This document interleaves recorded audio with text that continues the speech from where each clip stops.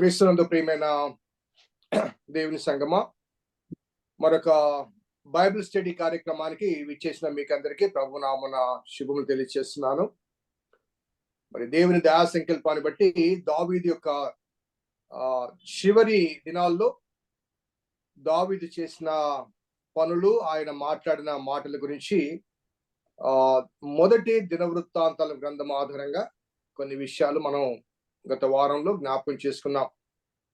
అనగా సెకండ్ శామ్యూయల్లో దావీదు యొక్క చరిత్ర చాలా వరకు ఆయన కవర్ చేశాడు. చివరి రోజులకు సంబంధించిన విషయాలు దినవృత్తాంతాల గ్రంథంలో కొంత అడిషనల్ ఇన్ఫర్మేషన్ అందించబడింది. ఆ తర్వాత రాజుల మొదటి గ్రంథంలో కూడా మరికొంత ఇన్ఫర్మేషన్ మనకు దావీదు గురించి కనబడుతూ ఉంటుంది. అనగా సెకండ్ శామ్యూయల్లో దావీదు చరిత్ర ముగించినంత మాత్రాన అక్కడితో అయిపోయిందని కాదు. ఆ తర్వాత మిగతా గ్రంథాల్లో కూడా ఆ చివరి దినాల్లో జరిగిన కొన్ని విషయాలు వారు మనకు అందించారు. ఆ విషయాలు మనం గత వారం కొన్ని జ్ఞాపకం చేసుకున్నాం, ఈ వారం మరికొన్ని జ్ఞాపకం చేసుకుంటున్నాం. సో ఈ చివరి దినాల దావీదు జీవితంలోని చివరి దినాల్లోని దావీదు మాటలు కానీ, లేకపోతే దావీదు యొక్క పనులు కానీ, ఇవన్నీ ఒక్కసారి జ్ఞాపకం చేసుకుంటే ఒక టిపికల్ పేరెంట్, ఒక తండ్రి లేకపోతే తల్లిదండ్రుల యొక్క ఒక జనరల్ టెండెన్సీ చాలా స్పష్టంగా కనబడుతుంది. సో వారు పెద్దవాళ్ళు అయిపోయిన తర్వాత, వృద్ధులైన తర్వాత బిడ్డలకు మరి తమ స్వాస్థ్యాన్ని అప్పగిస్తున్నప్పుడు ఆ చివర చేసే హెచ్చరికల్లో ఆ పేరెంటల్ సైకాలజీ ఎలా ఉంటుందంటే, మా బిడ్డలు అంత ప్రతిభావంతులు కాదు, ఈ విషయంలో శ్రద్ధ కలిగి ఉంటారో లేదో, మరి ఆ ప్రాపర్టీ విషయం కానీ, ఈ ప్రాపర్టీ విషయం కానీ, ఆ రక్త సంబంధికుల విషయం కానీ జాగ్రత్త తీసుకుంటారో లేదో కొన్ని హెచ్చరికలు చేస్తూ ఉంటారు. బిడ్డలకు కొద్దిగా అది ఇబ్బంది, అన్న మాకంతా తెలుసులేమో అంటుంటారు.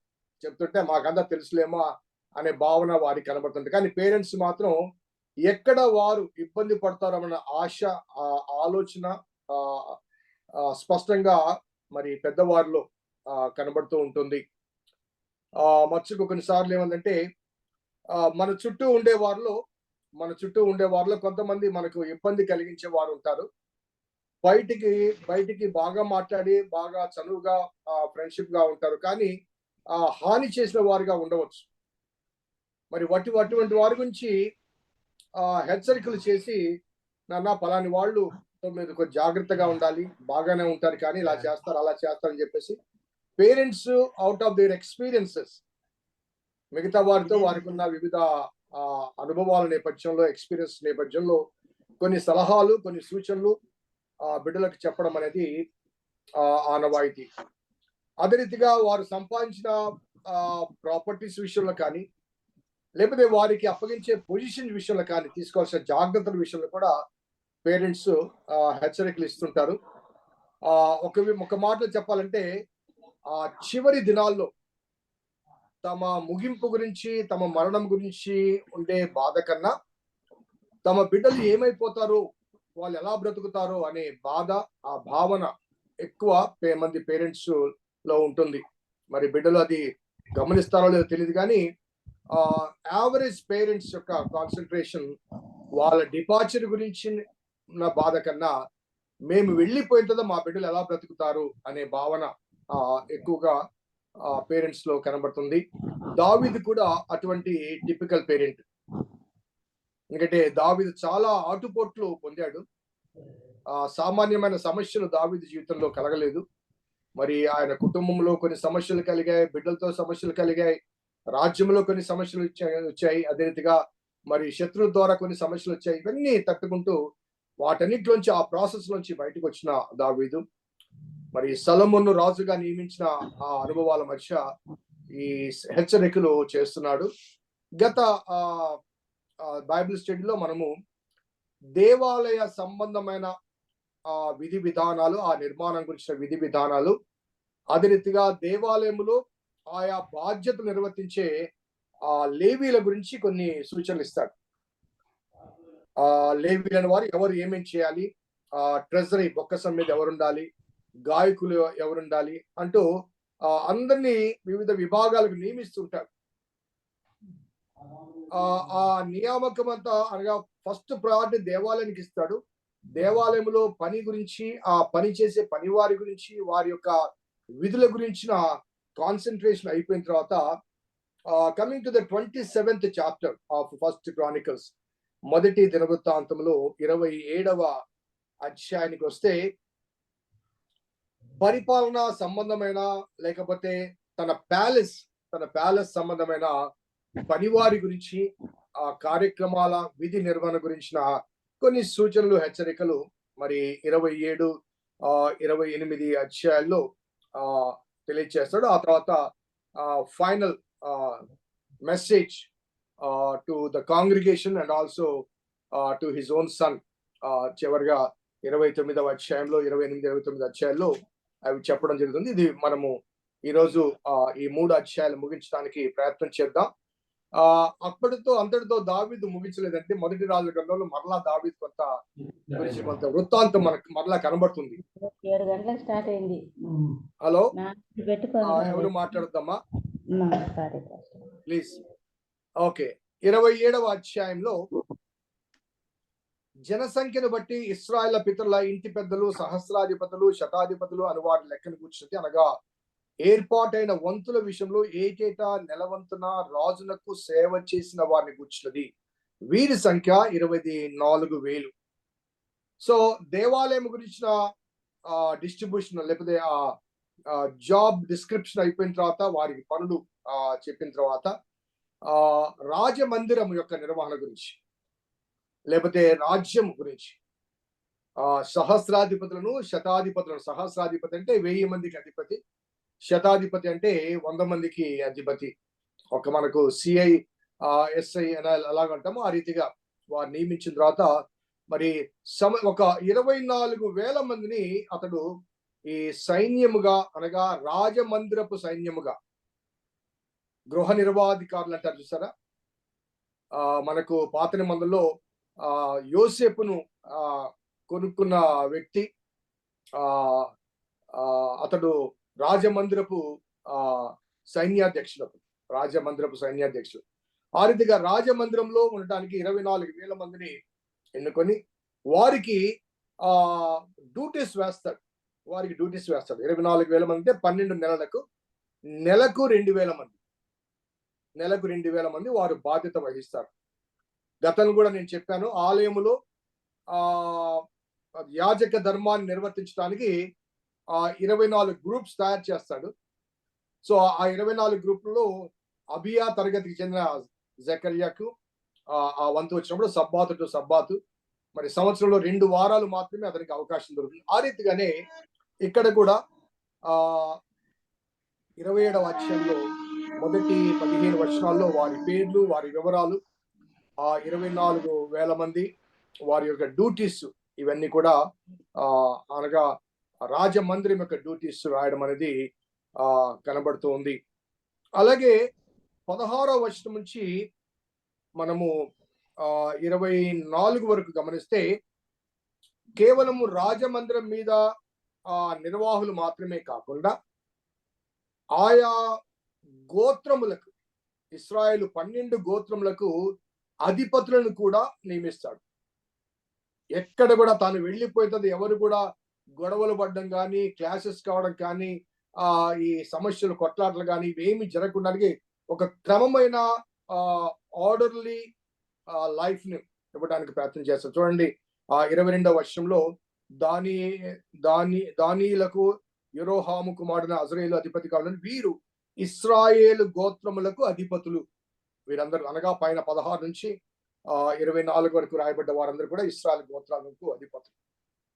చాలా సార్లు మన కుటుంబ జీవితాల్లో కూడా గమనించండి, పేరెంట్స్ వారు ఎటువంటి వీలునామాలు కానీ లేకపోతే ఎటువంటి తీర్మానాలు కానీ చేయకుండా అకస్మాత్తుగా వారు వెళ్ళిపోయినప్పుడు మరి ఆ గ్యాప్ లో వారు మిగిల్చిన స్వాస్థ్యం విషయంలో బిడ్డల మధ్య కలిగే సమస్యలు ఎంత భయంకరంగా ఉంటాయంటే, తల్లిదండ్రులు ఉన్నప్పుడు చాలా కలివిగా కలిసి ఉంటా ఆ బిడ్డలు.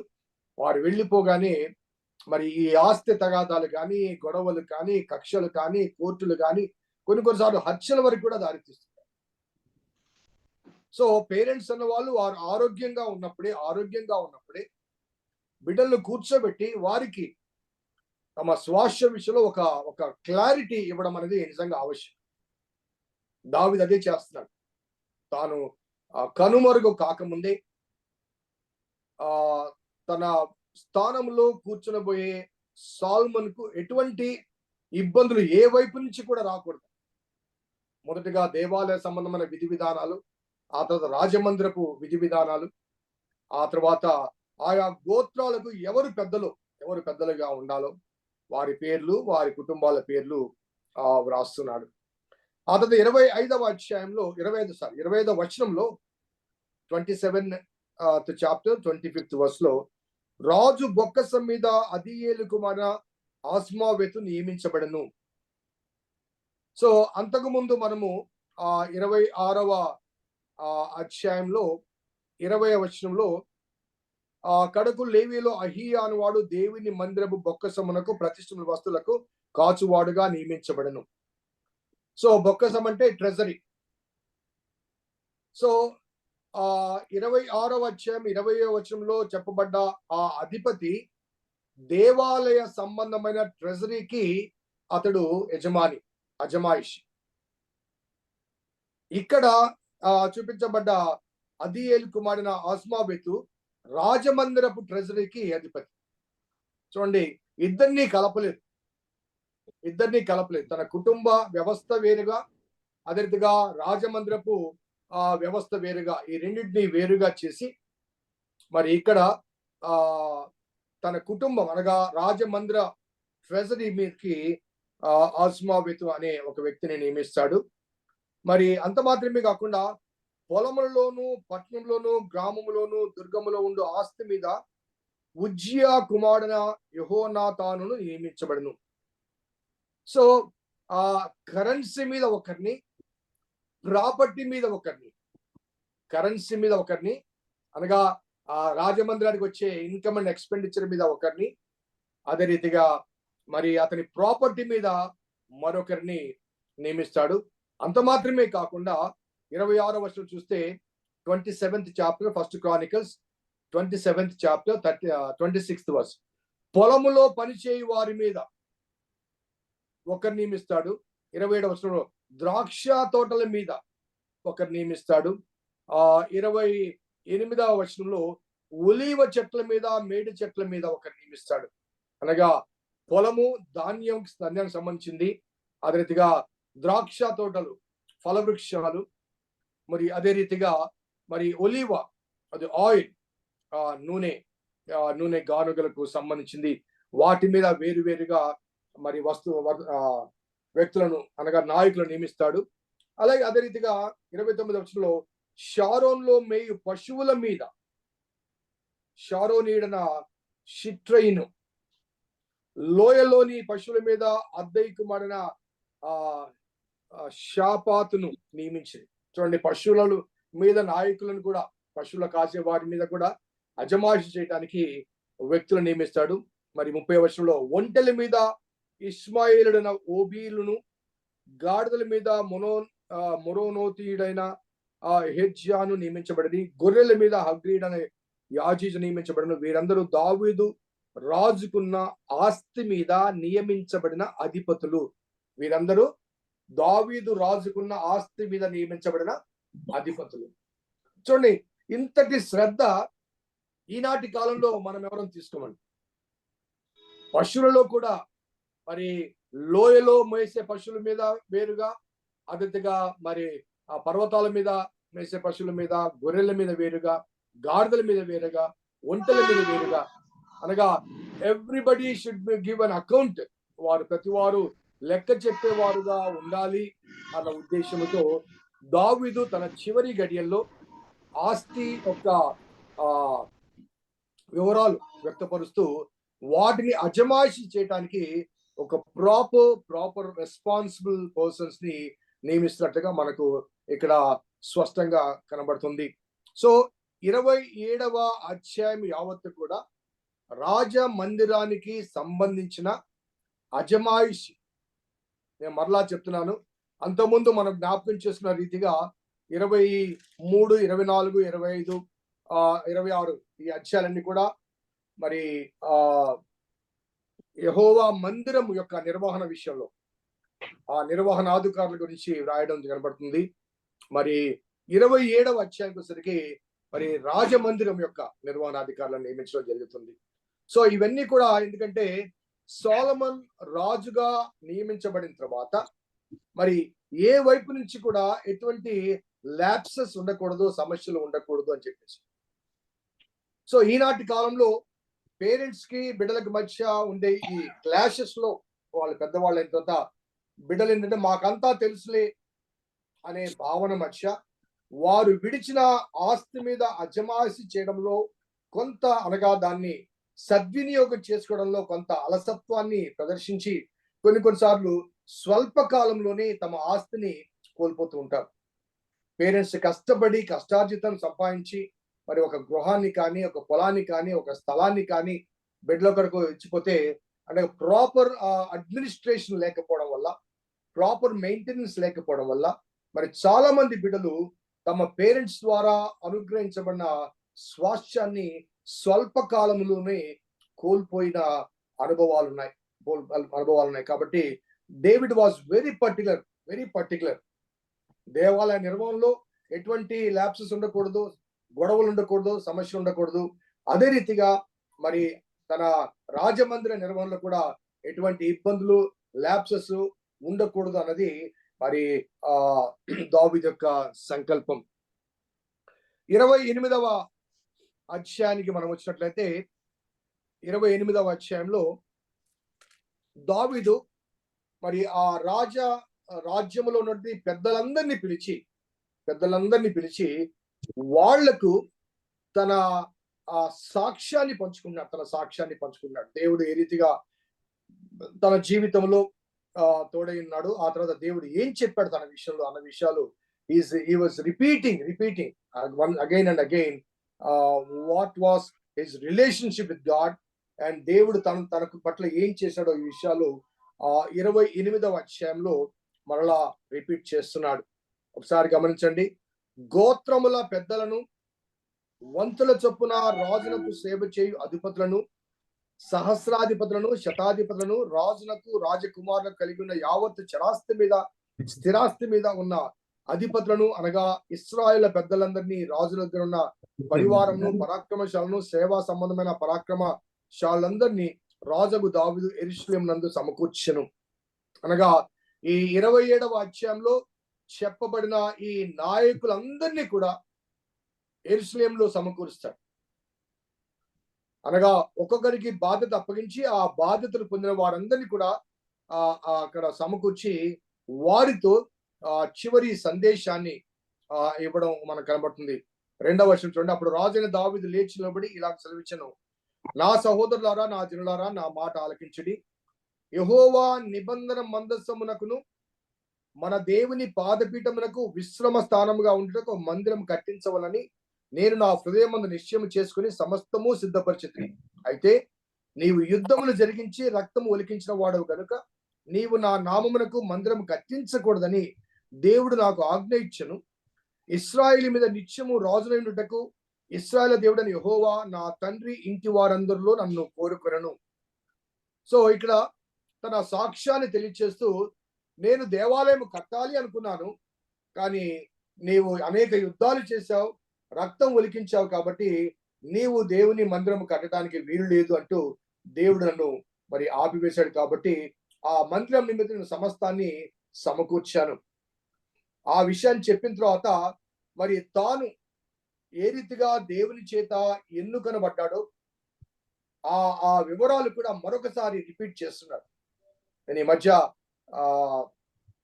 డైలీ డెవోషన్స్ లో కూడా నేను మాట చెప్పాను. అదేంటంటే మనము ఈనాటి స్థితిని బట్టి, మనం ఏ స్థాయిలో ఉన్నామో ఆ స్థితిని బట్టి చాలాసార్లు అతిశయపడ్డం అనేది సర్వసాధారణమైన విషయం. కానీ మనము 7 అంతస్తుల మేడలో ఉన్నా లేకపోతే 70 అంతస్తుల మేడలో ఉన్నప్పటికీ కూడా దానికి పునాది ప్రాముఖ్యం, ప్రారంభం ప్రాముఖ్యం. నీవు నేను దేవుని చేత ఎంతగా దీవించబడ్డామో అది కొలత వేయాలంటే బిగినింగ్ నుంచి ఈనాటి స్థితి వరకు మనము లెక్క వేయాలి.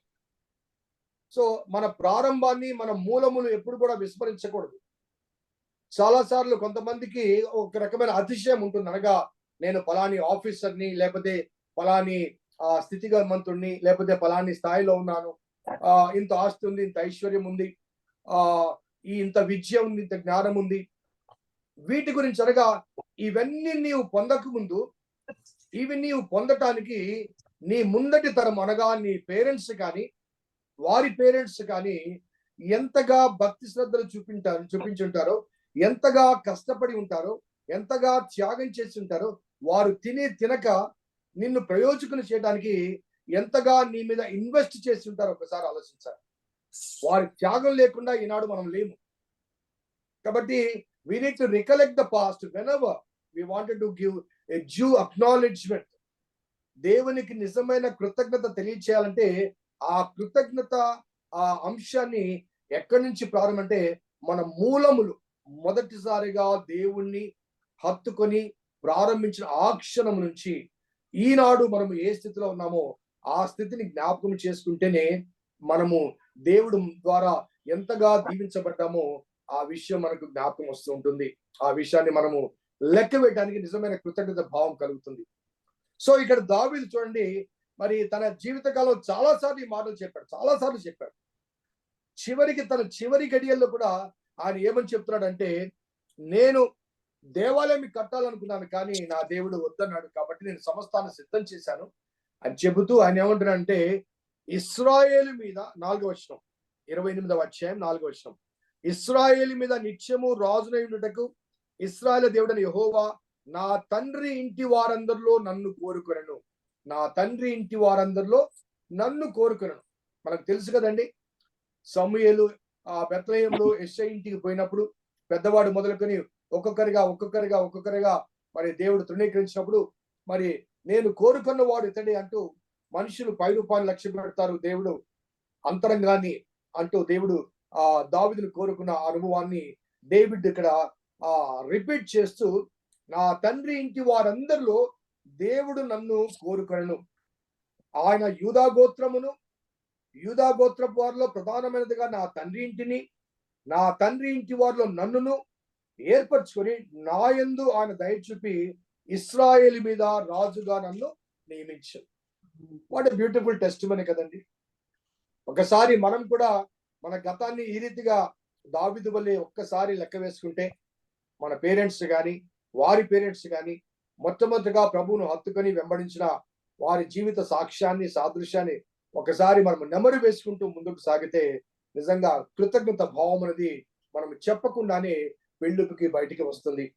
ఆ విషయాన్ని తెలియచేస్తూ, యెహోవా నాకు అనేక మంది కుమారులను దయచేసినాడు, అయితే ఇశ్రాయేలు పైన యెహోవా రాజ్య సింహాసనం మీద కూర్చుంటకు ఆయన నా కుమారులందరిలో సొలొమోనును కోరుకొని ఆయన నాతో ఇలాగ సెలవిచ్చెను, నేను నీ కుమారుడైన సొలొమోనును నాకు కుమారుడుగా ఏర్పరచుకున్నాను.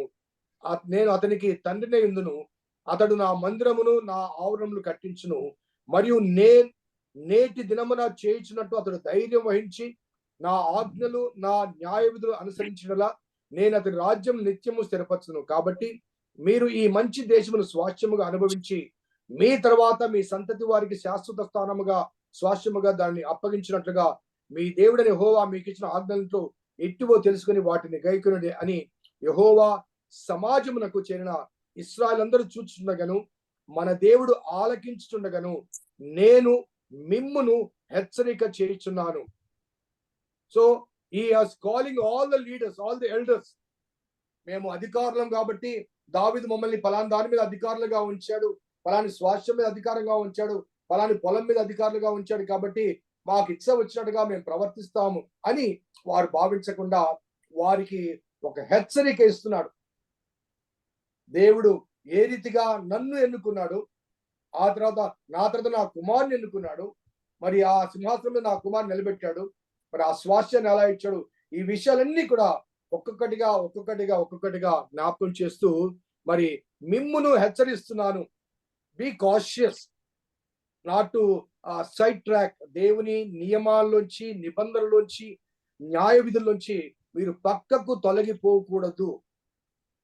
సో ఇవన్నీ ఎవరికి చెప్తున్నారంటే 28వ అధ్యాయం ప్రారంభంలోని గోత్రముల పెద్దలు, వంతుల చొప్పున రాజునకు సేవ చే అధిపతులు, సహస్రాధిపతులు, శతాధిపతులు, రాజునకు రాజకుమారులకు కలిగిన యావత్ చరాస్తి మీదను స్థిరాస్తి మీదను ఉన్న అధిపతులందరికీ కూడా ఈ మాటలు ఆయన వివరిస్తూ జాగ్రత్త సుమి అని చెప్పడం అనేది ఇక్కడ మనకు కనబడుతుంది. మరి వారికి మాత్రమేనా అంటే వారికి మాత్రమే కాదు. 9వ వచనం చూడండి. సొలొమోనా, నా కుమారుడా, నీ తండ్రి యొక్క దేవుడైన యెహోవా అందరి హృదయములను పరిశోధించువాడును, ఆలోచనలన్నింటినీ సంకల్పములన్నింటినీ ఎరిగిన వాడై ఉన్నాడు. నీవు ఆయనను తెలుసుకుని హృదయపూర్వకంగా మనపూర్వకంగా ఆయన సేవించుచు ఆయన వెతికిన యెడల ఆయన నీకు ప్రత్యక్షమగును. నీవు ఆయనను విసర్జించిన యెడల ఆయన నిన్ను నిత్యముగా త్రోసివేయును. పరిశుద్ధ స్థలముగా ఉండటకు ఒక మందిరం కట్టించుటకై యెహోవా నిన్ను కోరుకున్న సంగతి మనసులో తెచ్చుకొని ధైర్యము వహించి పని జరిగించుము. సో కుమారుని కూడా అనగా కేవలం పనివారికి మాత్రమే కాకుండా కుమారుని కూడా ఒక హెచ్చరిక చేస్తూ మరి ఆయన ఏమంటే దేవుడు హృదయాలు పరిశోధించేవాడు.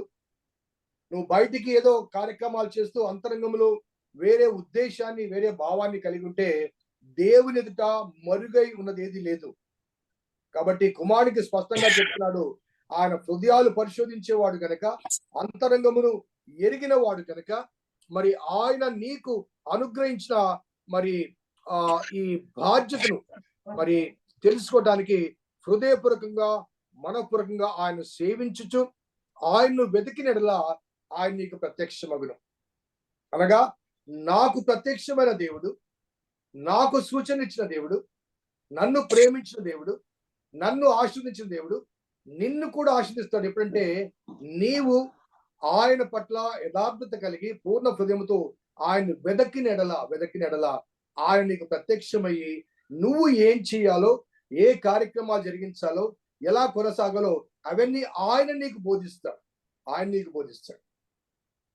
తర్వాత కాలంలో మనకు తెలుసు, రాజుల మొదటి గ్రంథం 3వ అధ్యాయంలో దేవుడు స్వయంగా ప్రత్యక్షమై సొలొమోనా నేను నీకు ఏమిచ్చుట నీకు ఇష్టమో అడుగుమంటాడు. దేవుడు ప్రత్యక్షం అవుతాడు. సో ఆ విషయం దావీదు ముందుగానే చెప్తున్నాడు. దేవుడు నీకు ప్రత్యక్షం అవుతాడు, నీకు సూచనలు ఇస్తాడు, ఎలా ప్రవర్తించాలో, ఎలా కొనసాగాలో ఇవన్నీ కూడా దేవుడు సెలవిస్తాడు. ఎప్పుడంటే నీవు ఆయన్ను హృదయపూర్వకంగా సేవించినప్పుడు. అలాగే ఆ విషయంతో పాటుగా మరొక విషయం ఏంటంటే మరి పరిశుద్ధ స్థలముగా ఉండడం ఒక మందిరం కట్టించటకై యెహోవా నిన్ను కోరుకున్న సంగతి మనసులకు తెచ్చుకొని ధైర్యం వహించి పని జరిగించుము. అనగా ఫస్ట్ ప్రయారిటీ ఏంటంటే దేవుని మందిర నిర్మాణం. ఆ తర్వాతనే మిగతా కార్యక్రమాలు ఏవైనా కాదు. ఎందుకంటే దేవుడు నన్ను కాదని నిన్ను కోరుకున్నాడు కాబట్టి, నీవు ఆ కార్యక్రమ నిర్వహణకు కావలసినవన్నీ కూడా నేను సమకూర్చాను కాబట్టి, నా స్వాస్థ్యం నుంచి కూడా కొంత ఇచ్చాను కాబట్టి నువ్వేం చేయాలంటే ఆ మందిరము నిర్మించాలి.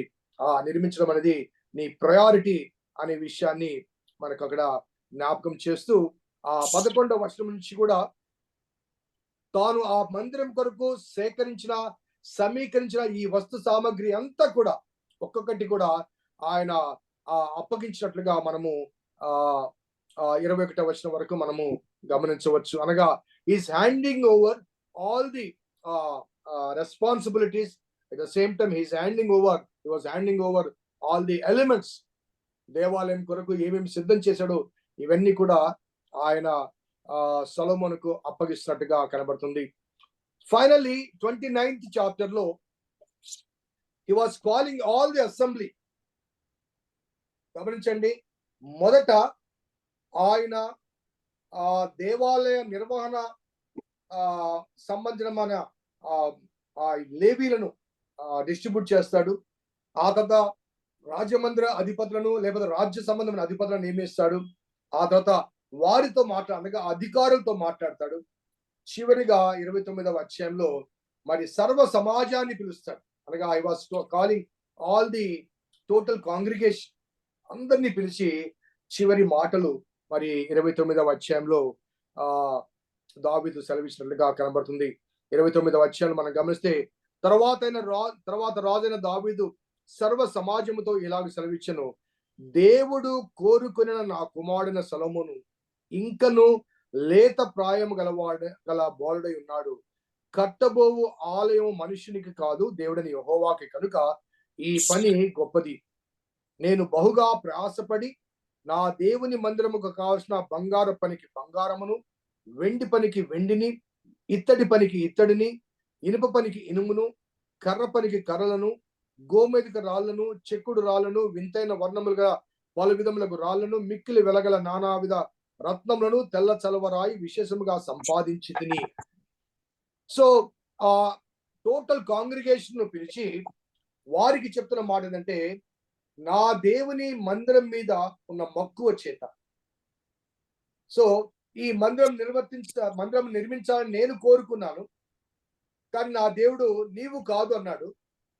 నా కుమారుని సొలొమోను చూపించాడు, కానీ ఆ సొలొమోను ఇంకనూ లేత ప్రాయం గలవాడు. అతడు లేత ప్రాయం గలవాడంటే చిన్నపిల్లవాడని కాదండి. అనగా అంత బాధ్యత నిర్వర్తించడానికి జ్ఞాన వివేకాలు, శక్తి సామర్థ్యాలు లేవని నేను డైలీ డివోషన్ లో కూడా ఈ మాట చెప్పాను. మరి అది వచ్చిందో లేదో నాకు తెలీదు.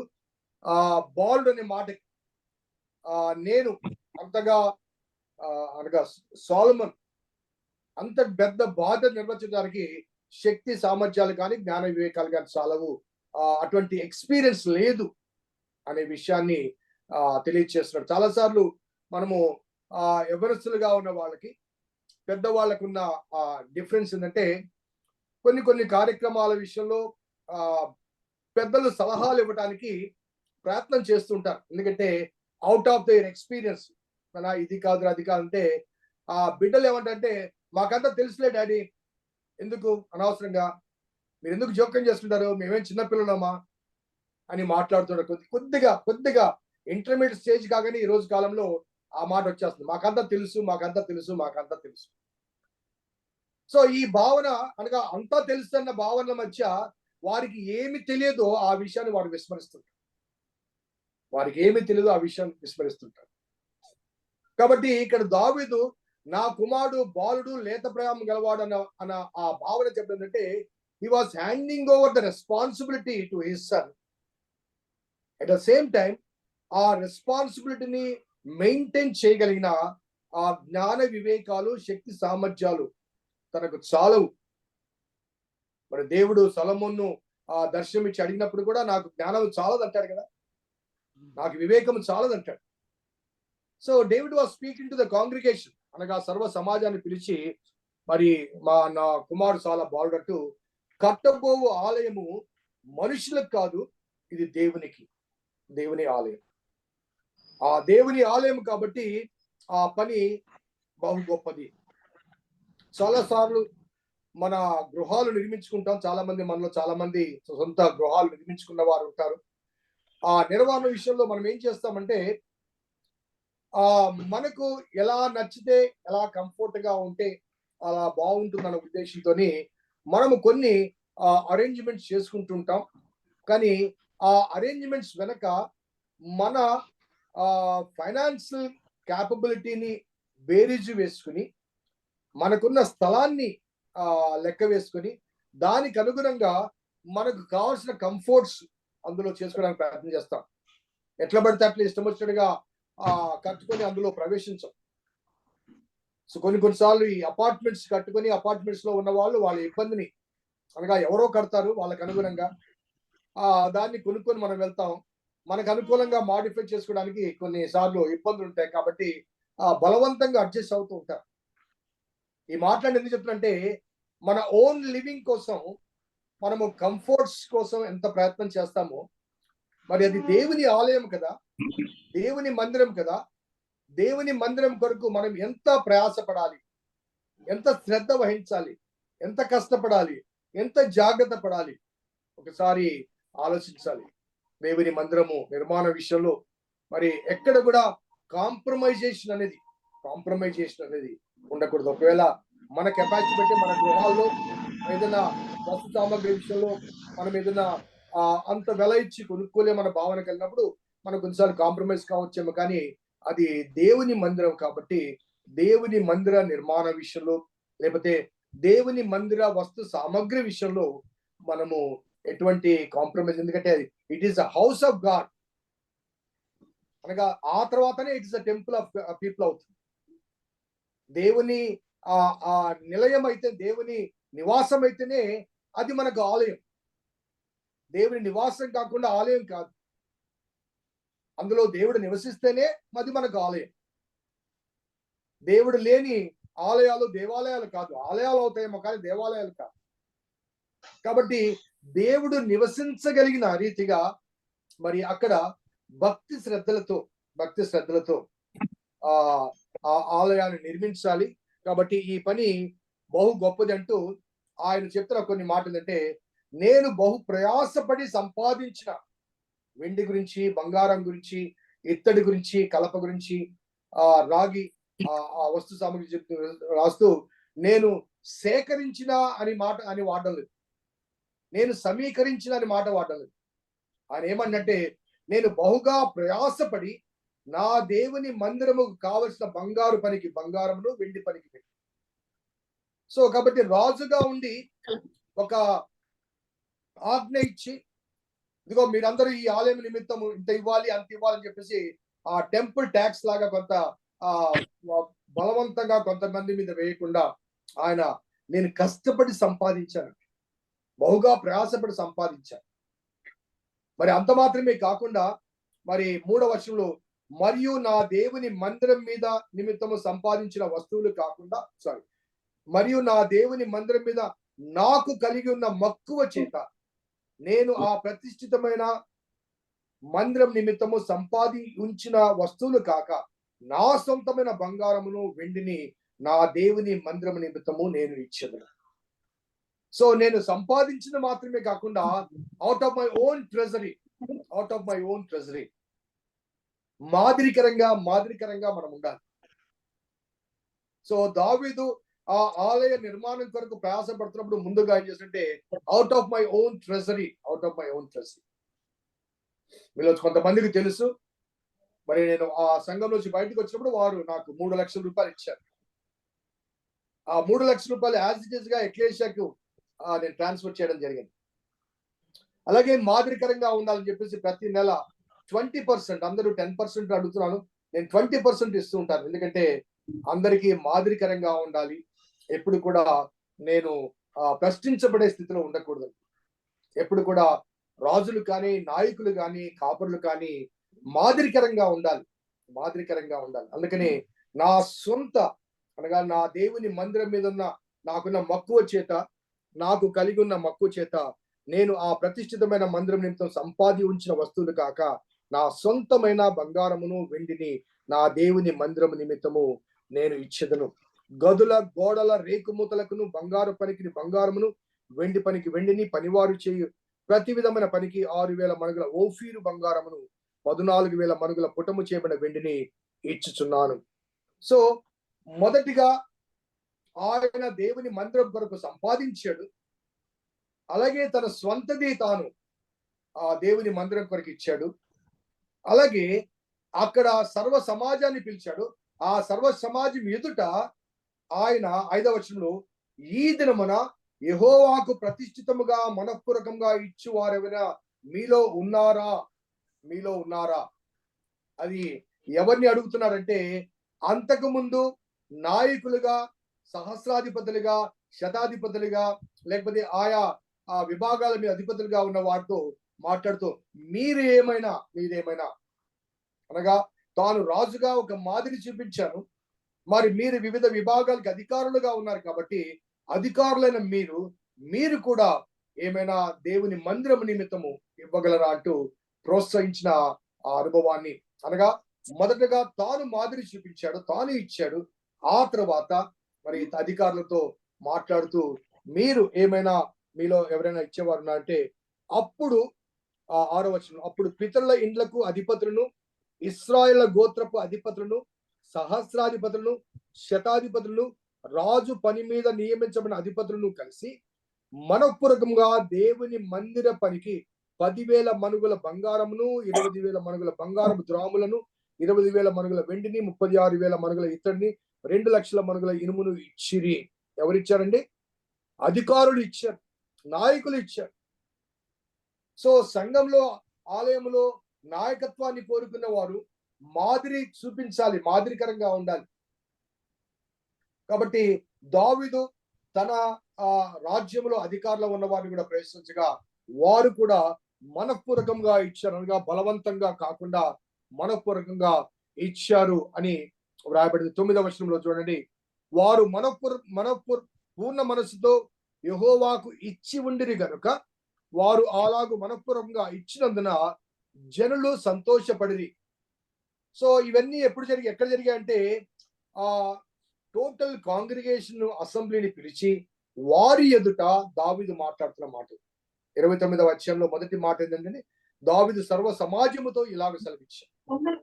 సో టోటల్ కాంగ్రిగేషన్ పిలిచి వారి ఎదుట తన సాక్ష్యాన్ని చెబుతూ తాను సంపాదించినవి, తన స్వాస్థ్యాన్ని, అదే రీతిగా అధికారులను ప్రేరేపించి వారి ద్వారా కూడా కొంత మరి కానుకలు, విరాళాలు దేవుని మందిరం కొరకు ఇవన్నీ కూడా దావీదు తాను వెళ్తూ తన కొరకు కానీ తన తర్వాత సింహాసనం మీద కూర్చుండబోయే తన కుమారుడైన సొలొమోను ఆ రాజ్యము కొరకు, లేకపోతే సొలొమోను యొక్క పరిపాలన కొరకు కాదు, దేవుని కొరకు, దేవుని మందిరం కొరకు. సో చివరికి తన ప్రాణము విడిచేంత వరకు కూడా అంటిల్ హిస్ లాస్ట్ బ్రెత్ దావీదు యొక్క ఆలోచన యావత్తు కూడా దేవుడు దేవుని మందిరం, దేవుడు దేవుని మందిరం, దేవుడు దేవుని మందిరం. అది తప్ప మరొక ఆలోచన దావీదు మనసులో లేదు. చివరి గడియ వరకు కూడా ఆ ఆలోచన. 10వ వచనం నుంచి మనం గమనిస్తే రాజైన దావీదు కూడా బహుగా సంతోషపడి సమాజం పూర్ణముగా ఉండగా యెహోవాకు ఇట్లు స్తోత్రము చెల్లించను. It was a praise and worship. 10వ వచనం నుంచి praise and worship includes a prayer. Praise and worship లో చూడండి, మాకు తండ్రిగా ఉన్న ఇశ్రాయేలు దేవా యెహోవా, నిరంతరము నీవు స్తోత్రార్హుడవు. యెహోవా, భూమి ఆకాశం యందుండు సమస్తమును నీ వశం. మహాత్యమును, పరాక్రమమును, ప్రభావమును, తేజస్సును, ఘనతయు నీకే చెందుతున్నవి. యెహోవా, రాజ్యము నీది, నీవు అందరి మీద నిన్ను అధిపతిగా హెచ్చించుకొని ఉన్నావు. ఐశ్వర్యమును, గొప్పతనము నీ వలన కలుగును. నీవు సమస్తమును ఏలువాడవు. బలమును, పరాక్రమము నీ దానములు. హెచ్చించువాడవును, అందరికీ బలమిచ్చువాడవు నీవే. మా దేవా, మేము నీకు కృతజ్ఞతాస్తుతులు చెల్లించుచున్నాము. ప్రభావం గల నీ నామమును కొనియాడుచున్నాము. So he was attributing everything to God. మాదంటూ ఏమీ లేదు ప్రభువా, ఘనత నీదే, ప్రభావం నీదే, అధికారం నీదే, రాజ్యము నీదే, ఏలువాడవు నీవే, సమస్తం అనగా ఇచ్చువాడవు నీవే. సో సమస్తాన్ని దేవునికి అట్రిబ్యూట్ చేస్తూ దేవుని స్తుతించే ఆ ప్రైజ్ అండ్ వర్షిప్. సో తన చివరి దినాల్లో టోటల్ కాంగ్రిగేషన్ పిలిచి హీ వాస్ ప్రైజింగ్ గాడ్ అండి. ఎంత సంతోషం వేస్తుందంటే, ఎంత ఆనందం వేస్తుందంటే, తాను ఆ విరాళం ఇవ్వడం మాత్రమే కాకుండా, ప్రజలను ప్రేరేపించడం మాత్రమే కాకుండా, ప్రజలందరూ ఆ రీతిగా ఇవ్వడం చూసిన తర్వాత దేవుణ్ణి కొనియాడిన అనుభవాలు. నేటి కాలంలో ప్రైజ్ అండ్ వర్షిప్ అనేది కొంత మనకు అనగా బ్యాప్టిస్ట్ సంఘాల్లో అది కొంత వెనుకబడిన అంశం. కానీ స్తుతి అనేది చాలా ప్రాముఖ్యం. ఆ స్థితిలో దేవుడు వ్యక్తిగతంగా నాకు ఏమై ఉన్నాడు, నా కుటుంబానికి ఏమై ఉన్నాడు, నా సంఘానికి ఏమై ఉన్నాడు, ఆయన ఇవ్వకుండా, ఆయన నాకు అందించకుండా నేను ఏ పాటి వాడును అనే భావన ఈ ప్రైజ్ అండ్ వర్షిప్ లో స్పష్టపరచబడాలి. ఎందుకంటే దేవుని స్తుతించినప్పుడు, దేవుని కొనియాడినప్పుడు ఆ స్తుతి ఏం చేస్తుందంటే దేవుణ్ణి మన మధ్య స్థిరపరుస్తుంది. ఎక్కడ స్తుతి ఉంటే అక్కడ ఆయన ఉంటాడు. ఆయన సింహాసనమే స్తుతుల సింహాసనం. కాబట్టి దేవుడు మన కుటుంబాల్లో, మన సంఘాల్లో ఉండాలంటే మొట్టమొదటిగా ఫండమెంటల్లీ దేవుని స్తుతించాలి, దేవుని గణపరచాలి, దేవుని ఆరాధించాలి. ఒక్కసారి వ్యక్తిగతంగా మనం ఆలోచిస్తే ఆయన లేకుండా మనం ఉండగలమా? ఆయన ఇవ్వకుండా మనం పొందగలమా? మనకున్నవన్నీ కూడా ఏదైనా తీసుకోండి, ఈవెన్ మన జీవితం, మన ఆయుష్ కూడా ఈ జీవించే జీవితం కూడా ఆయన మనకు అనుగ్రహించే దానములు. కాబట్టి ప్రైజ్ అండ్ వర్షిప్ అది చాలా ప్రాముఖ్యమైన అంశం. దేవుని స్తుతించాలి, వ్యక్తిగతంగా కానీ, కుటుంబ పరంగా కానీ, గృహములో కానీ, ఆలయములో కానీ, మరి ఎక్కడ ఏదైనప్పటికీ ప్రతి అనుభవంలో, ప్రతి అంశంలో కూడా దేవుణ్ణి స్తుతించుట అనేది మన జీవితంలో ఒక ప్రాముఖ్యమైన స్థానాన్ని కలిగి ఉండాలి. కాబట్టి దావీదు తన చివరి గడియల్లో మరి సమస్తాన్ని సమకూర్చుకున్న తర్వాత దేవుని స్తుతించి మరి ఆ 14వ వచనంలో చక్కని మాట ఆయన మాట్లాడుతున్నది ఏంటంటే, ఈ ప్రకారము మనఃపూర్వకంగా ఇచ్చు సామర్థ్యం మాకుండుటకు నేనెంత మాత్రం వాడను, ఈ జనులు ఎంత మాత్రం వాడు. సో ఈ ప్రకారం మనఃపూర్వకంగా ఇచ్చు సామర్థ్యం అనగా even the capacity of giving also from you, నీ నుంచి వచ్చిందే. ఫర్ ఎగ్జాంపుల్ నాకు ఒక 1000 రూపాయల జీతం అనుకోండి, ఒక 10,000 రూపాయల జీతం అనుకోండి. ఆ 10,000 నుంచి నేను 1000 రూపాయలు మాత్రమే దశమ భాగం ఇవ్వగలను. సో నేను 10,000 ఇవ్వాలంటే, అనగా 10,000 దేవునికి ఇవ్వాలంటే నా జీతం ఎంత కావాలి? 1,00,000 రూపాయలు కావాలి. కాబట్టి 10,000 జీతంతో నేను నమ్మకంగా ఉన్నప్పుడు దేవుడు నన్ను 10,000 దేవునికి ఇవ్వడానికి నా జీతాన్ని 1,00,000 రూపాయలకి పెంచుతున్నాడు. నేను 10,000 ఇవ్వాలనుకున్నప్పుడు నా 10,000 జీతంలో 10,000 నేను ఇవ్వలేను కాబట్టి 1,000 మాత్రం ఇవ్వగలను. కాబట్టి ఆ 10,000 ఆదాయ స్థితిలో నుంచి దేవుడు నా ఆదాయ స్థితిని 1,00,000 రూపాయలకి పెంచి ఆ 1,00,000 రూపాయల నుంచి 10,000 ఇవ్వడానికి దేవుడు నాకు అవకాశం ఇస్తున్నాడు. ఆ 1,00,000 నుంచి 10 ఏంటి 20 కూడా ఇవ్వచ్చు, 20 కూడా ఇవ్వచ్చు. అనగా దేవుడు ఆ హెచ్చింపు అనేది, లేకపోతే ఆ ఘనత అనేది, లేకపోతే ఆర్థిక సామర్థ్యత అనేది దేవుడు మనకు కలగచేస్తుంది. ఒకసారి ఒక చిన్న ఎగ్జాంపుల్, ఒక సహోదరుడు నా దగ్గరికి వచ్చాడు. నా దగ్గరికి కదండి, ఒక పాస్టర్ గారి దగ్గరికి వచ్చాడు. ఆ పాస్టర్ గారు నాకు చెప్పిన వృత్తాంతం నేను చెప్తున్నాను. అతడు ఇలాగే అతనికి 10,000 జీతం ఉంది. సో నమ్మకంగా 1,000 రూపాయలు కానుక ఇస్తూ వచ్చాడు, దశమ భాగం ఇస్తూ వచ్చాడు. కొంతకాలానికి అతనికి ఆదాయం పెరిగింది, వివాహం అయింది, బిడ్డలు కలిగారు, బిడ్డలు స్కూల్స్ కి వెళ్తున్నారు, కొద్ది ఖర్చులు కూడా పెరిగాయి. ఈ లోపల అతని ఆదాయము 10,000 నుంచి 40,000 అయింది, 40,000 నుంచి 80,000 అయింది. ఆ 80,000 నుంచి 8,000 రూపాయలు దశమ భాగం ఇవ్వడం కొంత ఇబ్బంది కలిగింది. అప్పుడు అన్ని లెక్క వేసుకున్నప్పుడు స్కూల్కి ఇంత, మరి ఆటోలకి ఇంత, పెట్రోల్కి ఇంత, అద్దెకి ఇంత, ఇవన్నీ లెక్క వేసుకున్నప్పుడు అవి సరిగా సరిపోవడం అన్నప్పుడు అతని భార్య ఒక చిన్న సలహా ఇచ్చింది. ఏమండి, మీరు 1,000 రూపాయలు ఇచ్చినప్పుడు కూడా దేవుడు మిమ్మల్ని దీవించాడు కదా, ఇప్పుడు 8,000 రూపాయలు ఇవ్వకపోయినా ఆ 1,000 ఇచ్చినా దేవుడు దీవిస్తాడు కదా అంటే, అతని కొద్దిగా అనుమానం వచ్చి పాస్టర్ గారిని అడుగుదాం పదా అని ఇద్దరు కలిసి పాస్టర్ గారి దగ్గరికి వెళ్తారు. పాస్టర్ గారు నాకు 10,000 ఉన్నప్పుడు 1,000 రూపాయలు ఇవ్వగలిగాను, మరి ఇప్పుడు 80,000 అయింది, 8,000 ఇవ్వాలంటే కొద్దిగా బాధగా ఉంది, కొద్దిగా దయచేసి మాకు ఒక ఏమైనా సలహా ఇస్తారంటే, ఏముంది మేడం, సలహా తప్పనిసరిగా ఇస్తాను అంటూ దేవుని ప్రార్థన చేద్దామని ప్రార్థన కూర్చుంటూ, ప్రభా ఇతడు 10,000 జీతం ఉన్నప్పుడు 1,000 రూపాయలు ఇవ్వగలిగాడు, ఇప్పుడు 80,000 అయినప్పుడు 8,000 ఇవ్వడం కష్టంగా ఉంటుంది, కాబట్టి ఇతడు నమ్మకంగా దశమ భాగం ఇవ్వడానికి ఇతని జీతాన్ని, ఆదాయాన్ని మరలా 10,000 కుదించు అని ప్రార్థన చేశాడు. సో ఎలా ఉంటుంది చెప్పండి? దేవుడు మనల్ని ప్రేమించి హెచ్చిస్తే ఆ హెచ్చింపును బట్టి దేవునికి ఇవ్వడానికి మన చేతులు ముడుచుకుంటూ ఉంటాయి. సో ఇక్కడ వాయబడ్డ మాట అంటే, ఈ ప్రకారం మనఃపూర్వకంగా ఇచ్చు సామర్థ్యము అనగా even the capacity of giving also from you, even the capacity of giving. మీకు ఇంకో ఎగ్జాంపుల్ కూడా చెప్తానండి. ఏలియా వృత్తాంతం మనకు తెలుసు. సారెపతు వెళ్తాడు కదండి, ఏలియా సారెపతు దగ్గరికి వెళ్తాడు. ఆమె దగ్గర she had only one meal, కరువు కాలం, ఒకటే భోజనం ఉంది. ఆమె కట్టెలు వేరుకోవడానికి వచ్చింది, కొంతనే పిండి ఉంది, కొంతనే నూనె ఉంది. ఆమె అది రొట్టె చేసుకుని తిని చనిపోవాలని, ఇంకా లాస్ట్ మీల్ అని భావిస్తున్నప్పుడు ఏలియా పోయి, అమ్మా నాకు ఒక రొట్టె తీసుకుని రమ్మంటే, అయ్యా నాకున్నది ఇంతే అంటే, లేదు మొదటి రొట్టె నాకు తెచ్చుకోమనగానే, సాధారణంగా వేరే వాళ్ళైతే, ఈనాటి కాల పరిస్థితులు అయితే అయ్యా మాకున్నది ఒకటే, ఆ ఒక్కటి నీకు ఇస్తే మా పరిస్థితి ఏంటి, చాలే పోవయ్యా అని అంటారు. కానీ ఆమె ఏం చేసిందంటే the first the first and the last, ఆమె చివరి మీల్ మొదట దైవ సేవకునికి పంచిపెట్టింది. ఆ కరువు కాలం అంతా తాను మాత్రమే కాదు, తన కుమారుడు మాత్రమే కాదు, తన కుటుంబంతో పోషించబడి. Some time God tests our sincerity కానీ, అవర్ ఫెయిత్ఫుల్నెస్ కానీ దేవుడు కొన్నిసార్లు పరీక్షిస్తాడు. సో అలా ఆమె ఇవ్వగలిగింది కాబట్టి ఆ కరువు కాలం అంతా కూడా. సో దేవుడు ఏలియాను మరి ఆ ఊరికి పంపించడానికి, ఏలియాకు ఆహారం కరువై కాదు, ఎందుకంటే కాకులు తెస్తున్నాయి రోజు.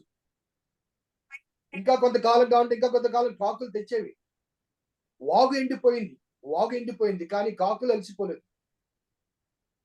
కానీ ఒకవేళ ఏలియా దేవుని కన్సర్న్ అయితే ఆ వాగులో నీరును మరలా ప్రవహింపచేసి ఉండేవాడు. కానీ ఏలియా దేవుని కన్సర్న్ ఆ విధవరాలను పోషించారు. కాబట్టి పోషించక ముందు ఒక పరీక్ష, ఆ పరీక్ష కొరకు ఏలియాను అక్కడికి పంపించాడు.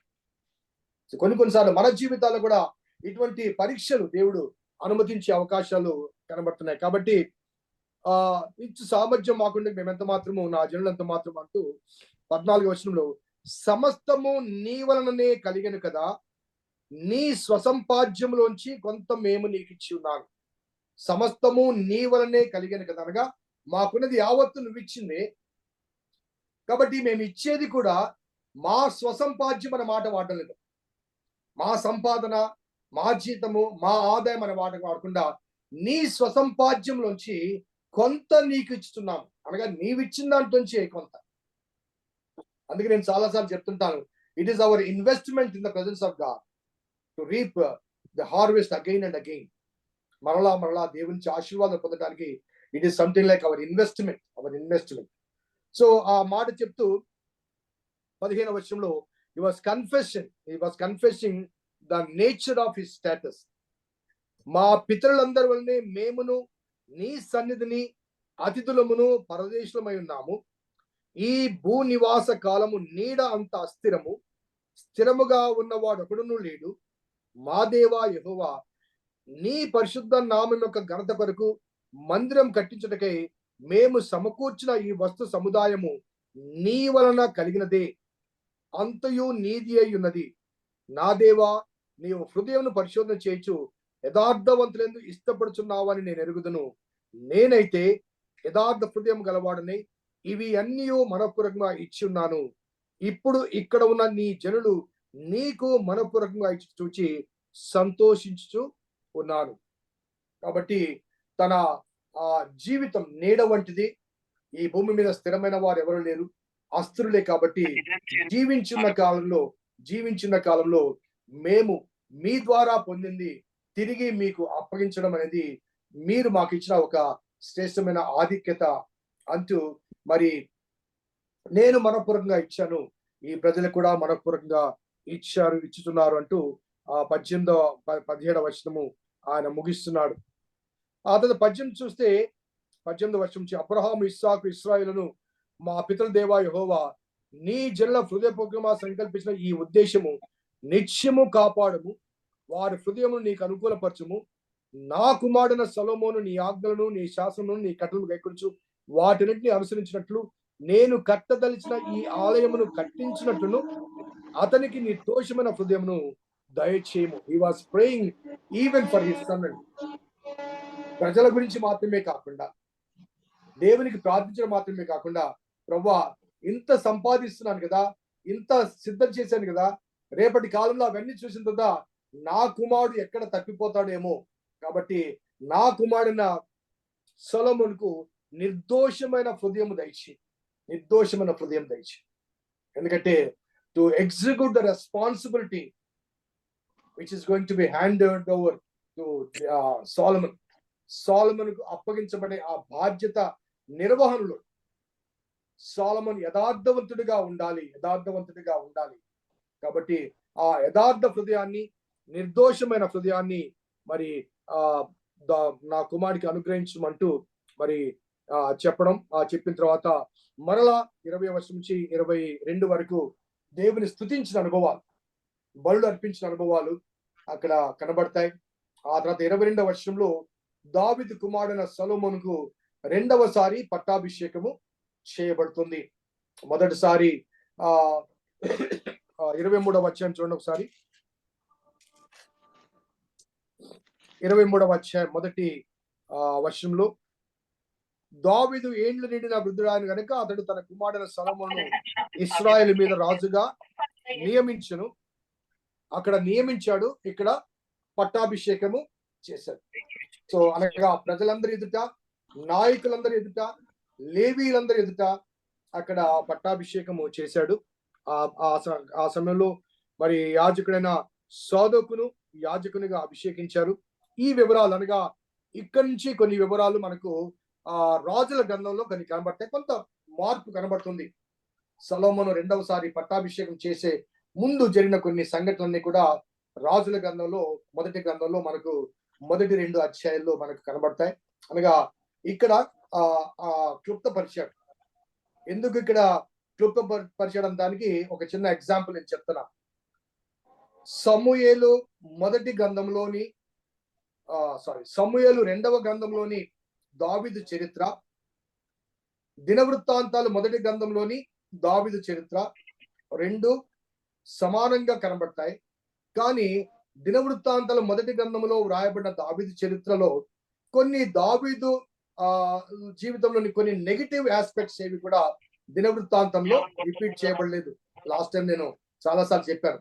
అనగా దావీదు జీవితంలో కొన్ని చేదు అంశాలు, బెత్షెబ కానీ లేకపోతే అబ్షాలోము తిరుగుబాటు కానీ ఇవేవి కూడా దినవృత్తాంతాల మొదటి గ్రంథంలో పొందుపరచబడలేదు. అదే రీతిగా శామ్యుయల్ సెకండ్ బుక్ లోంచి తన జీవితం ముగిసిన తర్వాత అనగా అక్కడ క్లోజ్ అయిన తర్వాత ఇక్కడ మా దినవృత్తాంత మొదటి గ్రంథం చివరిలో కూడా దావీదు జీవిత కాలంలోని చివరిలో కొన్ని అంశాలు, దావీదు కుమారుడు ఒకటి తిరుగుబాటు చేస్తాడు. ఆ విషయాలు అవి కూడా ఇక్కడ పొందుపరచకుండా ఆయన సైలెంట్ గా ఒక పాలిష్డ్ మేనర్ లో ఈ దినవృత్తాంతాల గ్రంథాన్ని ముగిస్తాడు. ఈ ముగిసే ముందు మరి తనకు ఈ సోర్స్ సెకండ్ అనగా ఈ గ్రంథము రాయటానికి, గ్రంథస్థం రాయటానికి తనకి సోర్సెస్ ఎక్కడి నుంచి వచ్చాయన్న దానికి కొంత వివరాలు 28, 29, 30 వచనాలు. చివరి వచనం చూడండి. అతడు వృద్ధాప్యము వచ్చిన వాడై ఐశ్వర్య ప్రభావములు కలిగి మంచి ముదిమిలో మరణమొందెను. అతని తర్వాత అతని కుమారుడైన సొలొమోను అతనికి మారుగా రాజాను. రాజైన దావీదులకు జరిగిన వాటన్నిటి గూర్చియు, అతని రాజరికం అంతటి గూర్చియు, పరాక్రమను గూర్చియు, అతనికి ఇశ్రాయేలుకు దేశములకు రాజ్యములన్నిటి గూర్చిన వచ్చిన కాలమును గూర్చియు, దీర్ఘదర్శి సమూయేలు మాటలు బట్టి, ప్రవక్తకు నాతాను మాటలు బట్టి, దీర్ఘదర్శి గాదు మాటలు బట్టి వ్రాయబడి ఉన్నది. అనగా ఈ ఆథర్ యొక్క సోర్సెస్ ఏంటంటే శామ్యుయల్ ద్వారా కొంత ఇన్ఫర్మేషన్, నాతాను ద్వారా కొంత ఇన్ఫర్మేషన్, ఆ తర్వాత గాదు ద్వారా కొంత ఇన్ఫర్మేషన్ నేను సేకరించి ఈ గ్రంథాన్ని రాస్తున్నానంటూ ఈ గ్రంథం యొక్క అథెంటికేషన్ అక్కడ వివరాలు తెలియజేస్తూ మరి ఈ గ్రంథంలో వివరాలు యథార్థవంతమైనవి అని చెప్పడానికి ఆయన ప్రయత్నం చేస్తాడు. మనం ఆ తర్వాత రేపటి కాలంలో అనగా నెక్స్ట్ క్లాస్ లో రాజుల మొదటి గ్రంథం ఒక్కసారి చదివి నేను ఇంట్రడక్షన్ చెప్పేసి నేను ముగిస్తాను. రాజుల మొదటి గ్రంథం మొదటి అధ్యాయం. రాజైన దావీదు బహువృద్ధుడు కాగా అంటూ అది ప్రారంభించబడింది. ఆ తర్వాత 2వ అధ్యాయంలో దావీదులకు మరణకాలం సమీపించగా తన కుమారుడైన సొలొమోను పిలిచాడని ఈ వివరాలు మనకు దినవృత్తాంతాల గ్రంథంలో పొందుపరచబడలేదు. కాబట్టి దావీదు జీవితం ఇంకా ముగించబడలేదు. శామ్యుయల్ సెకండ్ శామ్యుయల్లో ఒక దగ్గర ఆగిపోతుంది. దినవృత్తాంతాలు మరికొంత ఇన్ఫర్మేషన్ ఇస్తారు. రాజుల మొదటి గ్రంథంలో మొదటి 2 అధ్యాయాల్లో దావీదు గురించిన చివరి అనుభవాలు, అతని మరణ సమయంలో జరిగిన కొన్ని అనుభవాలు మరలా రాజుల గ్రంథంలో పొందుపరచబడ్డాయి. ఇవి నెక్స్ట్ క్లాస్ లో మనము జ్ఞాపకం చేసుకుందాం. మరి దేవుడు మరి కార్యక్రమాలు దీవించి ఆశించాలని కోరుకుంటూ మరి ప్రార్థనతో ముగిద్దాం. మైథిలి ప్రార్థన చేస్తుంది.